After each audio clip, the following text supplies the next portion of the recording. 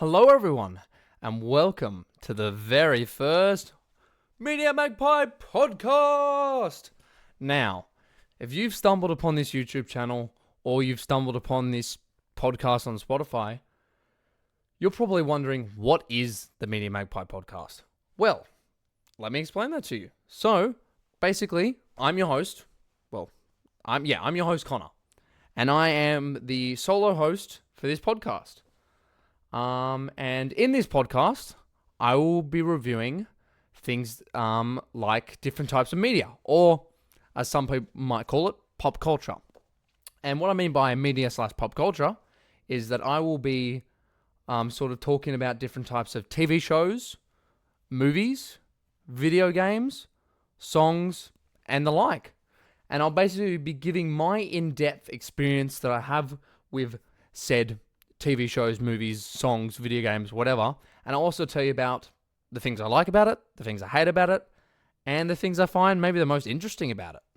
But I also will give some background to them, some fun facts, some research. You'll get some ideas of who created said media/pop culture and who sort of, was behind the scenes of the whole thing. Anyway, so that's sort of the nitty-gritty of what I'm going to be doing in this whole podcast series.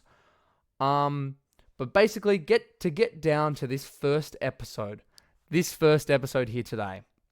In this first episode, I'm going to be talking about one of my fan favorites, if not my favorite series of all time, Doctor Who.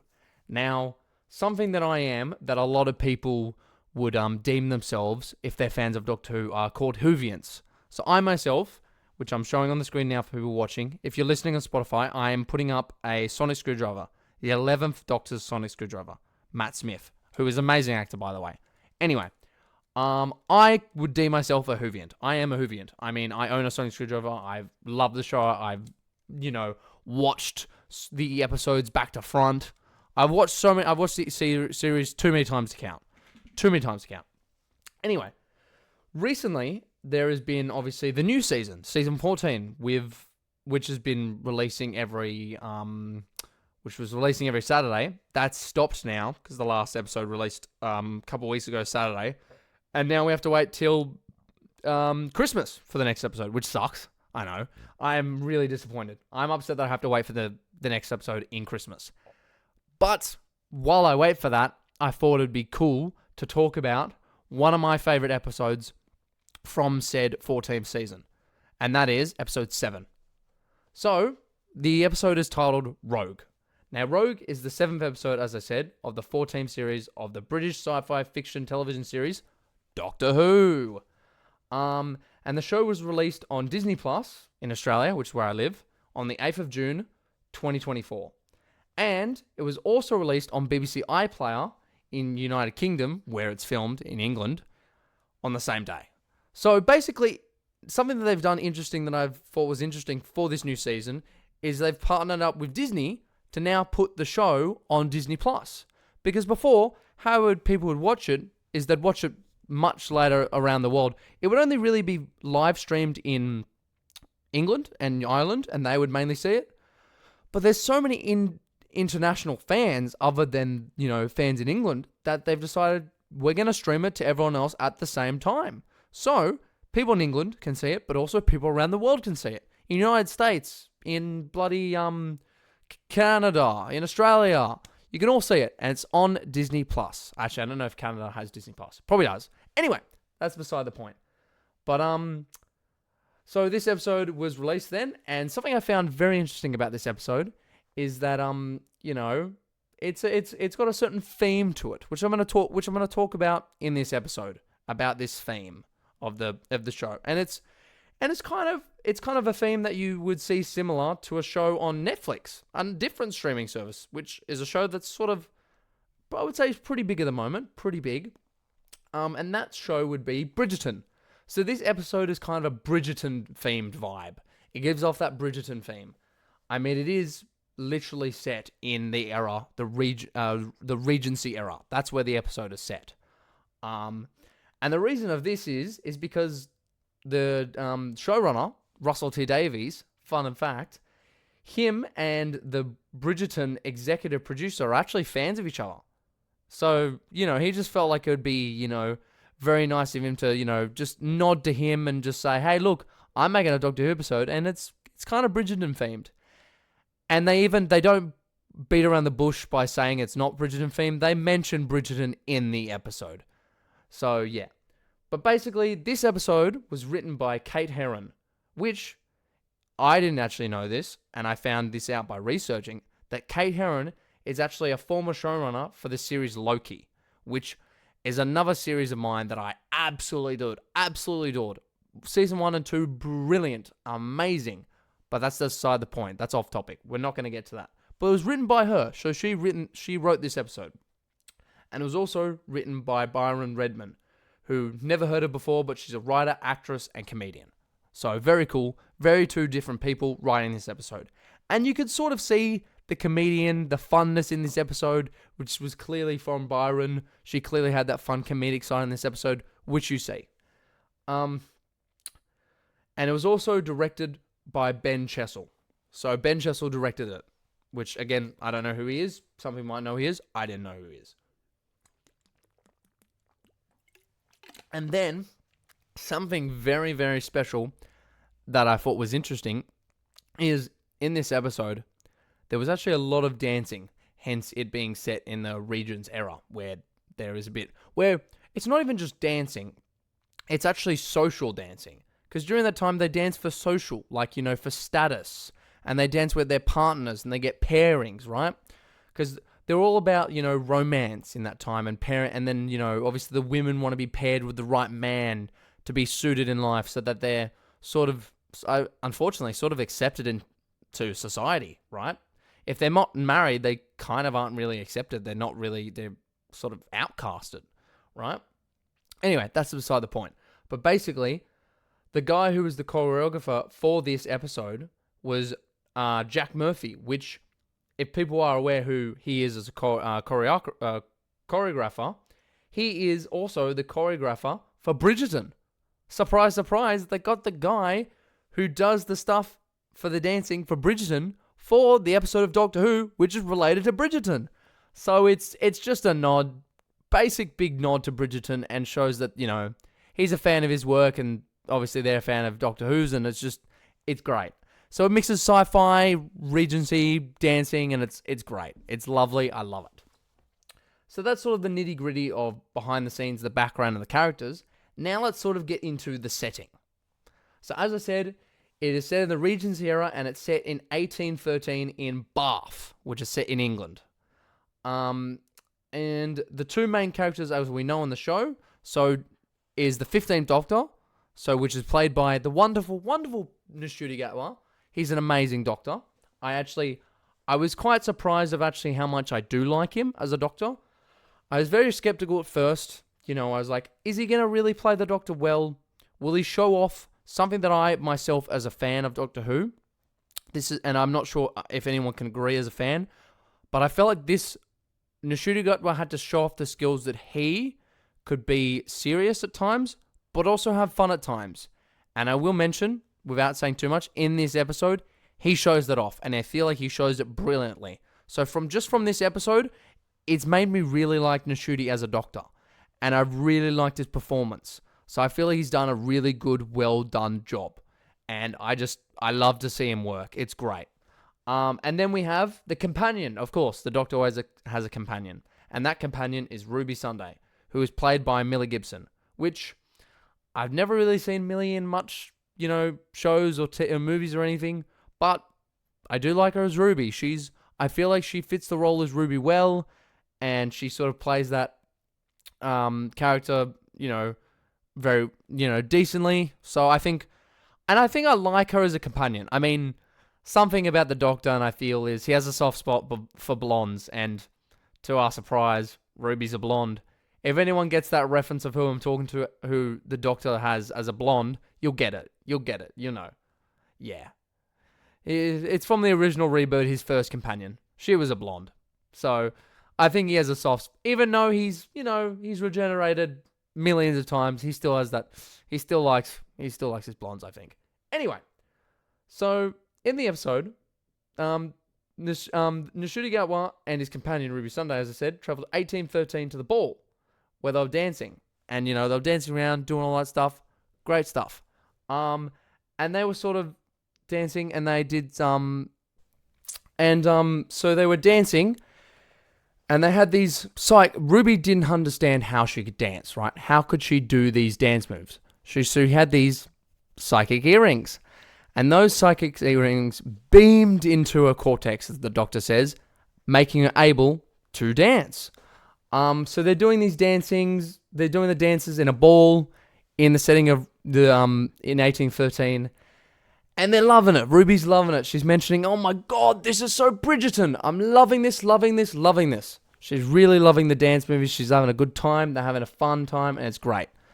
She even calls herself Lady Ruby Sunday of the Nottingham Hill Estate, which, might I add, Nottingham Hill is a district of West London in England. Obviously, it's set in England. Ruby's from England. The doctor usually he travels in England a lot. Like it's weird. Like he always goes. I mean, the show's set in England, but what? I mean, he does go to other places, but most of his companions are either English. I mean, he's got a couple Scots. He's been a Scot a couple times. Anyway, that's beside the point. I'm getting sidetracked. But basically, they're doing the dancing, and after the dancing, Ruby starts to hear some sonar interference in the earrings. And the doctor sort of goes, "Okay, I'll figure this out. You go have your fun, chat around, mingle. I'll sort this out." And that's where the doctor locates and finds this mysterious man looking over the crowd of people, looking over them and trying to, looks like he's, he's waiting for something to happen. And so that's where we meet the mysterious man we find out is named Rogue, who is played none other than by Jonathan Groff, which never seen him before, never seen him in anything. There's a new actor again for me. There's a lot of new actors in this episode I never knew about, but I will admit, and I can see why the doctor again has the eyes on him, as I will talk about in this episode. He's a pretty good looking dude. I will admit it. I'm gonna say it. Good looking dude. So basically, the doctor runs into this guy named Rogue. And something we find out is Rogue is there, also dressed up in the Regency, attire, because Ruby and the doctor, if I didn't mention, were dressed up. They're making sure they fit the part, their hair's right, they blend in, right? They have to blend in.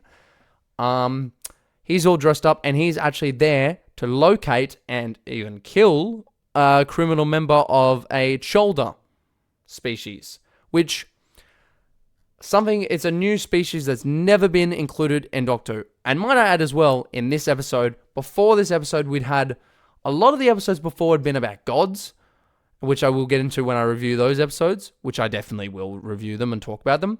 But we've just had gods. We haven't had a classic sort of monster doctor, like classic monster from Doctor Who says, "Yeah, let's go get him, let's go chase him." It's not been anything. It's just been like gods at the moment, which is fine. I mean, that's sort of what the whole season's about. Anyway, off topic again. But basically, we get introduced to the Cholder species. So to give a bit of context of who the Cholder are a species who can shapeshift into any human that they encounter. But in doing so, from them encountering them and shapeshifting into them, they obviously attack them and kill them to shapeshift into them in the process. So basically, killing their victims in the process while shapeshifting into them. Which they don't care about. They don't care. They want to cosplay. They want to have fun. Because that's one of the things that they want to do. Is they have a strong collective interest, as the Cholder do, in disguising themselves as people of interest, as we find out during the episode. They want to have status, lords and ladies. And they do it in all the purpose. They do it for fun. They do it for fun. They want to have fun. They want to cosplay. They want to, have a laugh and rule the world. They want to cosplay as other people to hopefully maybe eventually rule the world and maybe possibly start wars. Anyway, that's later on during the episode where they talk about that. But to go on to that, that's who the Cholder are. So then the Doctor finds Rogue, and the both of them end up going outside the building and having a chat and talking. Which I might add, the Doctor sort of goes, "Ooh, this guy's, I like, he's thinking, maybe I can flirt with this guy in his head, or at least that's what I think he's thinking. Maybe does a bit of flirtation stuffies. Who knows? But meanwhile, Ruby's obviously off. The doctor's obviously gone off to talk outside with Rogue, and while that's happening, Ruby has found a woman named Emily, which she then accidentally encounters a little love confession between Emily and another man, which we do know in the episode is actually is a Cholder. He's disguised, so it's a Cholder and Emily trying to confess love, and the Cholder's playing it off like he's actually that character. He's really role playing, but us as the audience know that's the Cholder, and that Emily is not actually talking to the guy who he says he is. It's actually an alien, right? And Ruby's sort of listening into this conversation and sort of, as I said, interrupts it. And then Emily gets upset because, as she says, a couple that's caught alone is a scandal. And it's scandalous. Because it's in that time where, being married is a big thing, as I said. And Emily literally says that if she doesn't get married, she won't get accepted into polite society. And that's a really bad thing. She obviously wants to be accepted. And then Ruby hears that comment and goes, "Oh, this is so Bridgerton," and goes over to comfort Emily. So that's all happening. And then, again, we go back. It goes back to the Doctor and Rogue. The Doctor and Rogue, they're walking, they're doing a talking. Doctor's doing a lot of talking. And Rogue goes, "Do you ever shut up, bro?" And the Doctor doesn't shut up. He just keeps chatting away. But then, both of them, unfortunately, stumble upon the body of the Duchess, who is sort of who runs that ball of that party. And yeah, she's dead on the floor. She's dead. The dead body of the Duchess. Which, again, also, as I did mention early in their episode, we did see her get, cosplayed. We did see her, a Cholder, killing her and cosplaying as her. So the real Duchess is dead, but the Cholder Duchess is alive and well, as the Cholder has cosplayed into the Duchess. So that's that happened. So it's all getting very interesting and very intense, and we don't know, what's going to happen. And with that being said, we then find out that Rogue is actually a bounty hunter. So that's why he's there. So we find out he's there because he's a bounty hunter who's trying to hunt a bounty to, get the Cholder and get the money. Because he's really just there for the money. He's not there for socialize, not there for fun and games. He's there to get a bounty of the Cholder. He's got a bounty of the location that the Cholder would be here, and that's what he's there for. So he thinks Rogue believes that actually it's the Doctor who's the Cholder, because they're both not surprised when they find this body. So they both have a bit of an argument, like the Doctor goes, "You're the Cholder." And he goes, "No, you're the Cholder." And then the Doctor goes, "No, you're the Cholder." And then Rogue pulls out his gun and goes, "You're the Cholder." So then, due to unfortunate circumstances for the Doctor, Rogue takes him to his ship.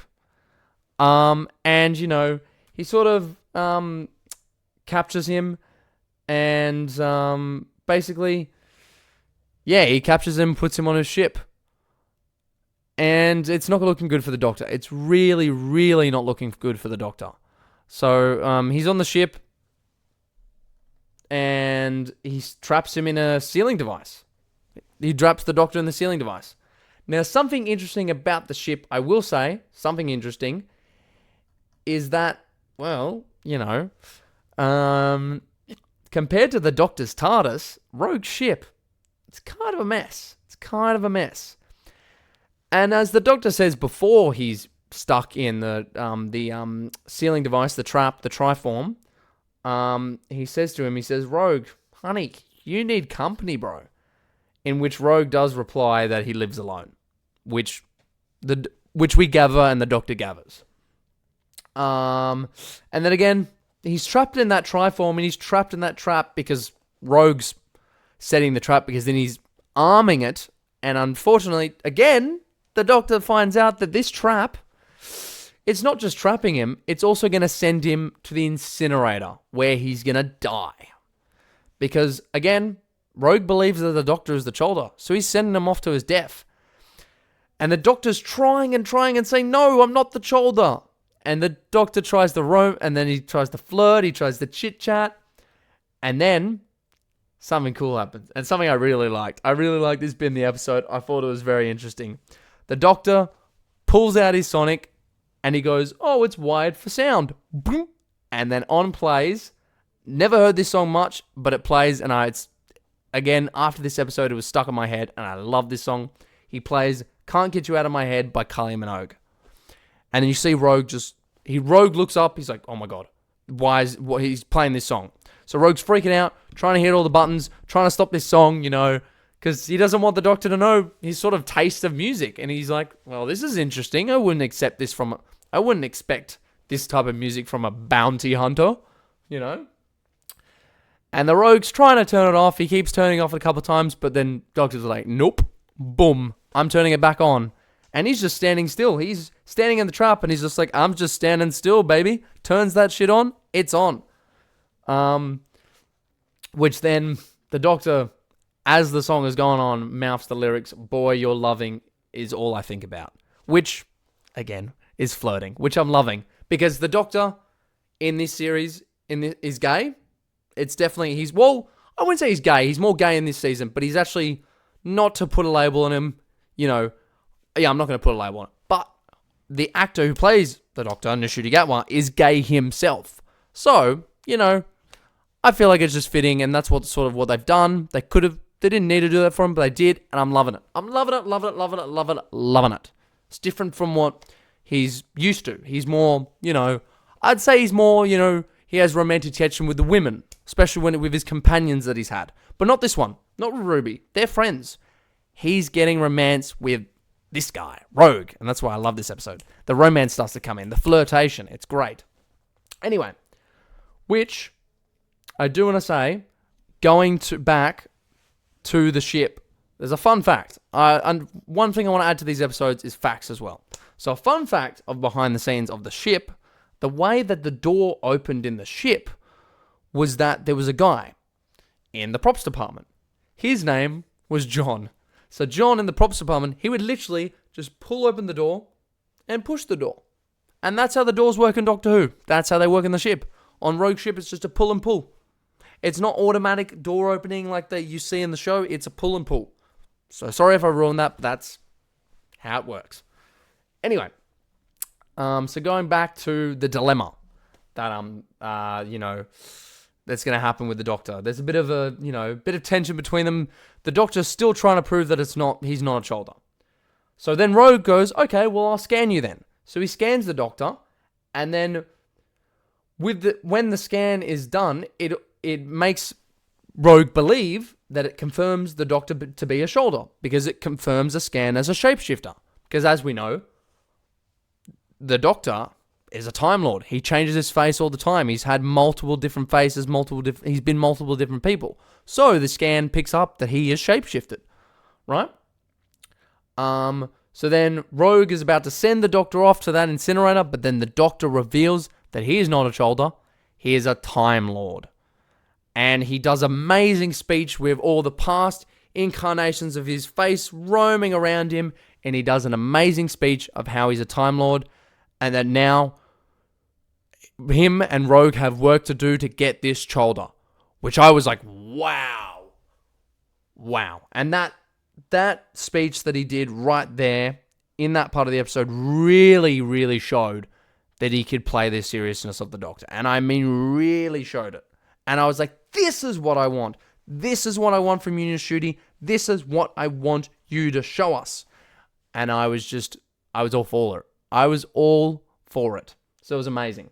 I was all for it. So he gets out of the trap, Rogue lets him out. But then, obviously, the Doctor gets that trap and reconfigures it to make sure that the shoulder gets sent to actually not the incinerator, but to an alternate dimension. So the Rogue doesn't kill him, because the Doctor's not about killing. He doesn't kill the enemies. Well, if he can avoid it. Sometimes he has been a bit more killery than he wants to be. But he tries to be on the good side. He's not a murderer. He's the Doctor. But while that's sort of happening, they go on to, the Doctor takes Rogue onto his ship, the TARDIS, which then Rogue walks in and goes, this is not my first shed. I've seen a shed before. But no, he has not seen this shed. And then he opens the door and he's like, oh my God! And then in comes the Doctor, which, by the way, as he's walking in, sings A World of Pure Imagination from Willy Wonka and the Chocolate Factory. Which, another fun fact, Ncuti Gatwa said if there's any role he would like to do in the future, it would either be Doctor Who or Willy Wonka. I mean, he manifested the Doctor Who, hasn't got Willy Wonka, but he added his Willy Wonka twist into this episode, which I really liked. So if anyone watched that, I noticed it complete. I already noticed instantly because I'd seen that interview. I thought that was cool. I thought that was sick. Anyway, so he sings that. Oh, it's this world of pure imagination as he's opening his doors to the TARDIS when he goes in. And Rogue's just, he's just, in love with the ship. He says he's in love with it. And he's like, it looks great and it's so clean. And then the Doctor's like, yeah, well, it's called surfaces, bro. I can't believe I have to explain that to you. Of course it's clean. You got to keep your ship like this too. And then while that's happening, yep, he's doing it in his TARDIS. He's reconfiguring that said trap. And then while it's reconfiguring, the Doctor and Rogue have a serious chat. And we sort of learn a bit about Rogue's past and how he used to have a companion of his own. Because his ship was for two people, wasn't just for one. So he had a companion of his own. And with that said companion, he lost him. Or he lost him or her. We don't actually know who it was. But he lost them. And he sort of after that became a bounty hunter and sort of hunts monsters. And that's what he does. But then the Doctor offers Rogue the opportunity to travel with him. Travel the stars with him and see all the worlds. Leave the bounty hunter stuff behind. But then Rogue says, but what if I like doing this bounty hunting stuff? Would you travel with me while I do bounty hunting? And the Doctor, he's like, well, that's a bit of a predicament. I don't know what I'd do. You're pretty handsome looking. I don't know. And he does mention it. He mentions how he's handsome and he looks good looking. So he's like, after we've done with all this shoulder business, let's just argue across the stars. Let's just argue about it, And as they're about to kiss, as you see them leaning in for a kiss, the reconfiguration is done. And they don't do the kiss. I'm like, oh no, why'd you, it was like saved, like ruined by the bell, not saved by the bell, but ruined by the bell. And it's like, ah. Anyway, so then that happens. And then they go out of the TARDIS. While that's all happening, let's just roll back. Well, something that's all, this is, all the Doctor and Rogue stuff. What's happening with Ruby and Emily? Well, Ruby's still been comforting Emily, and they go off doing dancing stuff, having a good time. But while they're also having a good time, they walk off after they dance, and they discover they discover a dead body. Another one, yeah. So there's another dead body, which is of a housekeeper. So that's quite interesting. So there's been a shoulder that killed a housekeeper, which, if you haven't figured out already, the Doctor and Rogue believe there's one shoulder. But no, we find out there's more. So there's more than one shoulder, there's definitely not one. So Ruby tries to meet up with the Doctor, and he finds the Doctor, which is accompanied by Rogue, and Ruby says that she found a body, there's something happening, the Doctor goes, yeah, I know, it's the shoulder, and we're trying to get them. And they go, oh. So then they do sort of trying to think of a plan to get the shoulder to come out. And then to get the shoulder out, they realize, because the shoulder are shapeshifters, and the Doctor comes to a conclusion that the shoulder like to cosplay. They like to have fun, they like to role play in the roles that they be. Why would they be here? Why would they be in 1813 dressing up as people like lords and ladies in this sort of time? Because they like to role play and be the characters that they sort of, take. Because they basically take their memories as well, and they also pretend to be them. So then the Doctor goes, well, if there's a way to lure them out, we're going to lure them out with a scandal. And the best way that he thought of to lure them out is by asking Rogue for a dance. Because during that time period, it was well known that a man and a man would not be seen with each other. And if they were, it was scandal. And as the Doctor says to Rogue, we are scandalous. So, the Doctor asked Rogue to dance, and during that sort of act of dancing, after the sort of dance, was a beautiful, beautiful dance, by the way, and I could see the work that the choreographer did. It was amazing. It was amazing, amazing work. Like, it was just insane. It was insane what the choreographer did, right? And you could tell that he clearly was, worked on Bridgerton. It was great. But then after the dancing of what's we call it?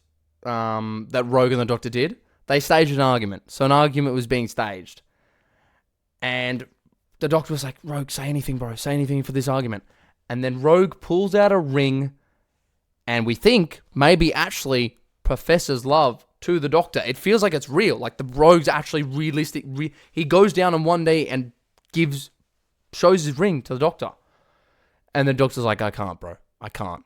And I mean, again, it could be part of the act. They could be amazing actors. For me, it just felt like it was actually really happening. Like, oh my God, what? The Rogue's just actually offering the Doctor a ring? And then and the Doctor storms out, Rogue storms off with him, and that's sort of part of the act. They storm off, and then that lures the shoulder to come out and follow. Now, in this part, obviously the Doctor and Rogue actually realize that there's not just one shoulder. No. There's 4 that follow them. So then they realize, oh crap. The trap is not made for 4. It's only made for 1. So they flee the scene. So then while they're running away, they hide and everything. And then Doctor uses his sonic to reconfigure that said trap for 4. But for more. Because he does it for more than 4 because there could be more. We don't know. And then in doing so, reconfiguring again, there's only one shot of doing it. Once it's done, it's done. It can't be done again. So they only have one chance to get them gone, and they're gone. So once that's reconfigured, it goes back to actually Ruby and Emily. And Emily's so confused of what's happening. She's seeing all this weird stuff. She's from the time of 1813. She's like, what the hell is happening? Who are you? What is this? And then she switches. And then we find out that she actually is also a shoulder herself. So, and looking back on the episode, when they first had that love confession, where it was Emily and this other man who was a shoulder, it was actually just 2 shoulders role-playing with each other, which I'm sure they probably figured out because they find out by the scent of them, right? So, then Emily reveals herself to be shoulder and tries to apparently kills and shapeshifts into Ruby. Because then we later on see that Ruby walks in because something that the shoulder planned early on was to do this wedding, this mock wedding, have a grand ball. They like to role play a wedding. They kidnap everyone that's at that ball, make them watch this wedding, which Ruby was the bride and one of the shoulder was the groom. Anyway, the Doctor sees that, Ruby's been taken as a shoulder and she's dead. He freaks out. He's upset. He's sad. And I remember, and then it does a flashback. It does a flashback to when the Doctor promised Ruby's mum, her adopted mum, that Ruby would be safe. And then it comes back to the episode. It comes back to the here and now in the episode, and the Doctor goes, "Okay, he's upset. He's crying." But Rogue says, "We got to do this. We got to go in." So go in, and as the Doctor does, he comes in. He says, "I object." He objects to the wedding. He comes in. He does his chit chats as he always does. He conversates. He distracts them by talking to them, and while he's distracting them, there's already pre-placed by somehow, maybe by Rogue, probably not by Rogue, but maybe by the Doctor. There's the placed 2 sort of things in the area where the trap triform goes in, because it's not just one thing, it's 2 things, or 3 things, and he places down one of them, And then they're like, haha, you can't trap us with that one triform block. You can't trap us. And he's like, oh, wait. Yes, I can. And he goes, there and there. And he points to the other ones and he goes, triform on. Boom. They're trapped. Including the shoulder of Ruby. So all the shoulder are trapped. They're all trapped. But then we find out, which was a very, very surprise, which I knew it. I was like, no way Ruby's dead. There's no way Ruby's dead. There's so much more of Ruby's story we have to know. Surely she's not dead. The next episode literally has Ruby's name in it, which I will view at a later time. So I was like, no way she's dead. So she actually reveals that she cosplayed and that she's alive. And how she did it was, remember how I mentioned those psychic earrings? She turned them on into battle mode and she beat Emily, the shoulder of Emily. And then Emily comes into play saying that's not me. Rogue comes out of nowhere, pushes Emily in, and she's in. Now, there's still a big dilemma there's a dilemma for the Doctor, which is massive, because he now knows that Ruby's alive, so now he can't send the shoulder off. He can't press that button to send the shoulder off, because Ruby's in there, and Ruby's stuck, she can't get out. So he can't send them off. And Rogue goes, we only have one shot at this, Doc. If you don't send them off, the shoulder will roam free. They'll cosplay. They'll cosplay the entire world and they will probably destroy the world. You have to do this. Are you ready to make that sacrifice? And the Doctor says, no. I can't. I can't send her off. And Rogue looks at him and goes, I know. And they have a great moment, and then the Rogue comes in. He comes in for a kiss, and he kisses the Doctor, which we were waiting for. I was hoping it happened in the TARDIS, and I thought it was going to happen, but it happened there.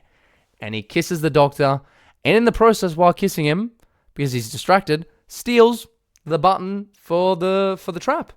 So then Rogue, as heroic as he is, jumps in while pushing Ruby out of the trap, so Ruby's out, and he's in it himself. And he says to the Doctor, come find me. I'm sure you will. And he presses the button and sends himself and the other shoulder to an alternate dimension unknown. And that's just where the episode, I guess, ends. And it sort of finishes up with the Doctor making sure that Rogue's ship, he makes it orbit around the moon. And he tells Ruby that as much as I want to find this guy Rogue, it's going to be highly unlikely to find him, as there's an infinite number of alternate dimensions. So it's going to be hard to find. But he's not upset. He moves on. He says, look, that's what I got to do. I'm the Doctor. I move on. Let's go to the next adventure. And Ruby goes, hey, look, I know this is your thing. You do this all the time, but hey, let's hug it out. And Ruby hugs him. They have a nice moment. And then they head off back into the TARDIS. But that being said, the Doctor still has Rogue's ring that he had. He did take it. And he puts on said ring on his finger. And then they go off. They go off into the TARDIS on their next adventure, which is the next episode. And yeah, that's pretty much the episode. But basically, to sum up and just to conclude my thoughts were when I was watching this episode is that it just really felt like a Doctor Who episode to me. As I said, I really, really loved the seriousness of the Doctor that Ncuti portrayed very well, but also that he was having fun. He was having fun. And I mean, in the previous episodes, I feel like it was more fun than serious, which is what I was missing. And I feel like I really want to see this serious side from Ncuti, if he can show it, because that's what makes the Doctor the Doctor. He can go on his fun adventures. He travels the galaxy, yes, to go on adventures. He just happens to stumble upon trouble. Every time he lands up there, he doesn't go looking for trouble. He stumbles upon it.